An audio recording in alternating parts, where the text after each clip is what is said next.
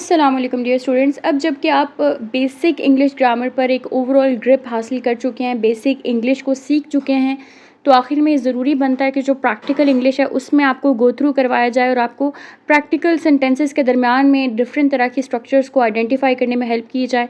Although कि हम अब तक की सीरीज़ में जो हमारा बेसिक कोर्स था हम सब कवर कर चुके हैं कि ऑब्जेक्ट क्या होता है, सब्जेक्ट क्या होता है, आर्टिकल क्या होता है, प्रपोजिशन क्या होती है, लेकिन वही स्टोरी जो हम एक दफ़ा पहले भी पढ़ चुके हैं उसकी मदद से हम पूरा का पूरा हम इसका जो है ना डायसेक्शन करेंगे। डायसेक्शन इन द सेंस आप यानी कि टेंसेस के सेंस में तो हम ऑलरेडी कर चुके हैं कि पास्ट टेंस है या वट एवर पास्ट परफेक्ट है, लेकिन आज का जो लेसन है वो इसलिए इंपॉर्टेंट होने वाला है क्योंकि आप सीखने वाले हैं एक सेंटेंस में जो डिफरेंट पार्ट्स होते हैं वो कौन कौन से होते हैं। तो स्टे ट्यून्ड, क्योंकि एक प्रैक्टिकली जब आप एक स्टोरी की फॉर्म में इसको देखेंगे तो आप बहुत सी चीज़ों को हो सकता है कि आपकी कोई कन्फ्यूजन्स हो जो क्लियर हो जाएं और आप समझ पाएँ।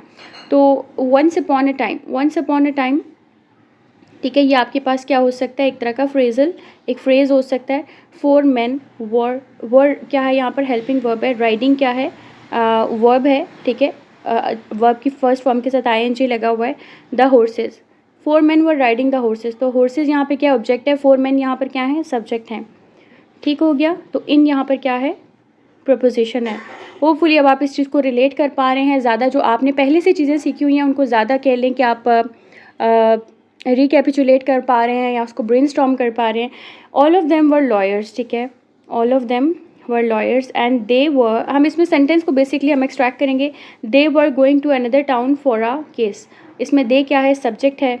वर गोइंग यहाँ पर क्या है, वर क्या है, हेल्पिंग वर्ब है। गोइंग क्या है, वर्ब की फर्स्ट फॉर्म के साथ आईएनजी लगा हुआ है। टू अनदर टाउन, ठीक है, ये यहाँ पर क्या है, ऑब्जेक्ट है।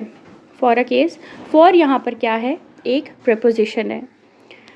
ओके, उसके बाद है it had rained heavily the last night, ठीक है, it had rained heavily the last night. अब आपने इस चीज़ के अंदर ये देखना है कि वर्ब को आइडेंटिफाई करें। यहाँ पे वर्ब क्या है, रेन्ड है, ठीक है। हैवीली क्या है, एडवर्ब है, ठीक है, यानी कि जो वर्ब की मीनिंग में इजाफा करता है, हमने पढ़ा था, वो एडवर्ब कहलाता है। ठीक हो गया। और it was all muddy everywhere, ठीक है, it was all muddy, muddy यहाँ पर क्या है, एक एडजेक्टिव है। एडजेक्टिव हमने पढ़े थे, यानी किसी चीज़ की खूबी, कोई अच्छाई बुराई, किसी चीज़ को जो एक्सप्लेन किया जा रहा है तो उसको हम क्या कहते हैं, एडजेक्टिव कहते हैं।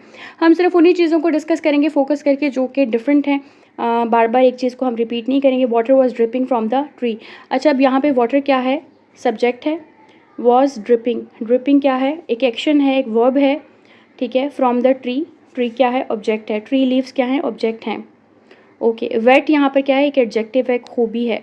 इसी तरीके से all of the lawyers were riding one after another as the road was narrow, इसमें कुछ इंपॉर्टेंट नहीं है। And it was mud all around the, all around यहाँ पर क्या हम कह सकते हैं, एक तरह की फॉर्म ऑफ प्रपोजिशन है। ऑल अराउंड फ्रेजल वर्ब में भी आ सकता है, ठीक है, ऑल अराउंड यानी कि इर्द गिर्द। दे रोड स्लोली, ठीक है, दे सब्जेक्ट है, रोड क्या है, वर्ब की सेकेंड फॉर्म है। स्लोली क्या है, स्लो देखें क्या था, स्लोली एडजेक्टिव है और एडवर्ब दोनों हैं, ठीक है। रिफ्लेक्ट बैक करें, आपने सेंटेंस के स्ट्रक्चर के बारे में पढ़ा था कि एडवर्ब क्या होता है, जो वर्ब की मीनिंग में इजाफा करे और एडजेक्टिव की मीनिंग में भी इजाफा करे तो एडवर्ब हो सकता है। Slowly, while talking and laughing they were too jolly, jolly भी क्या है, एक तरह की एक सिफ्त है, खुश होना क्या है, एक एडजेक्टिव है।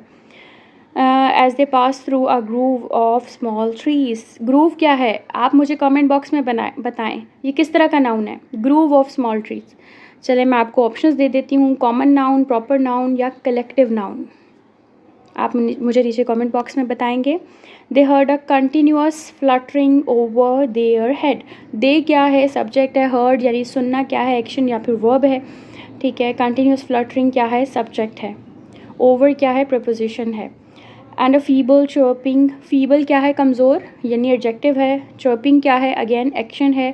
साउंड, साउंड है, सब्जेक्ट है, ऑब्जेक्ट है, सॉरी, ठीक है। By the, near by again क्या है, एडवर्ब है, क्योंकि नियर बाय क्या कर रहा है, मीनिंग में इजाफा कर रहा है, किसकी, वर्ब की। वेट क्या है, अगेन एडजेक्टिव है।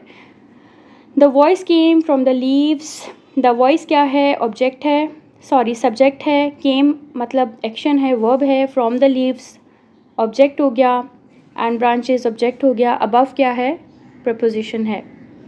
In the mean time, okay, voice emerged, again voice क्या है, सब्जेक्ट है इमर्ज होना, उभरना क्या है, वर्ब है।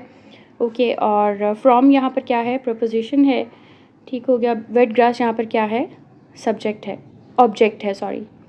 ठीक है, आपने याद रखना है कि जो एक्शन कर रहा होता है वो क्या होता है, सब्जेक्ट होता है, और जिस पर एक्शन हो रहा होता है वो क्या होता है, वो क्या होता है, ऑब्जेक्ट होता है। Okay, what is the matter, what is the matter के आखिर में जो आ रहा है इसको हम क्या कहते हैं, ये कौन सा मार्क है, क्वेश्चन मार्क है, यस। ओके, और जो इसके ऊपर जो कॉमाज हैं, ये कौन से कॉमाज हैं, ये आप नीचे कमेंट बॉक्स में बताएं। The first lawyer inquired so curiously, curiously again क्या है, एडवर्ब है, एडजेक्टिव है, एडवर्ब है, ठीक है, क्योंकि ये वर्ब की मीनिंग में, इंक्वायर्ड करने की मीनिंग में क्या कर रहा है, इजाफा कर रहा है। Oh maybe it's some old sparrow, the old lawyer said. Old sparrow, again old क्या है, एक एडजेक्टिव है। आपको याद होगा, आपने पढ़ा था एडजेक्टिव क्या होता है कि जो नाउन की मीनिंग में इजाफा करता है। तो स्पैरो की मीनिंग में इजाफा कर रहा है तो ये क्या है, एडजेक्टिव है। जो वर्ब की मीनिंग में इजाफा करता है उसको क्या कहते हैं, एडवर्ब कहते हैं। I think the storm has blown away 2 young babies out of their nest. Out of क्या है, प्रपोजिशन है, ठीक है। Both of them are so young to fly and this is why her mother bird is trying and making noise. Very simple. What a pity they both will die if they stay in this wet grass. बिल्कुल normal है। Oh that's okay, that's okay के बाद ये जो निशान लगा हुआ है इसको हम क्या कहते हैं, इसको हम कहते हैं एक्सक्लेमेशन मार्क।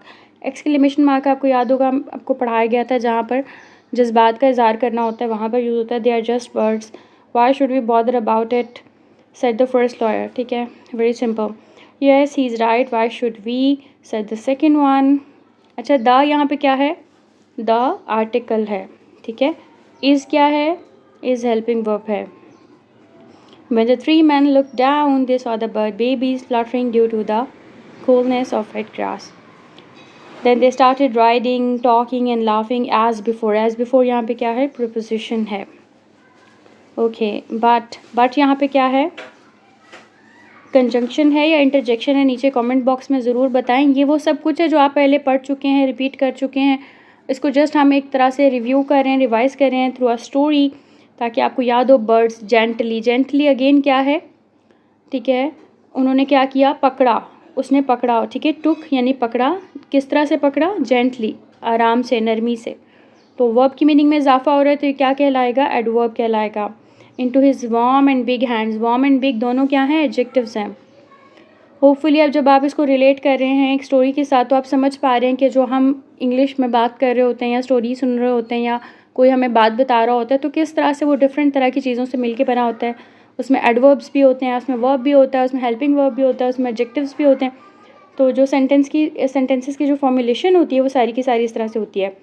तो इसमें हम पूरी की पूरी स्टोरी को तो हम कवर नहीं करेंगे, लेकिन ये है कि आप चाहें तो आप पॉज करके आप खुद इसको आइडेंटिफाई कर सकते हैं, क्योंकि काफ़ी ज़्यादा आपको जो है वो हेल्प दे दी गई कि एक सेंटेंस बहुत सारी चीज़ों से मिलके बना हुआ है।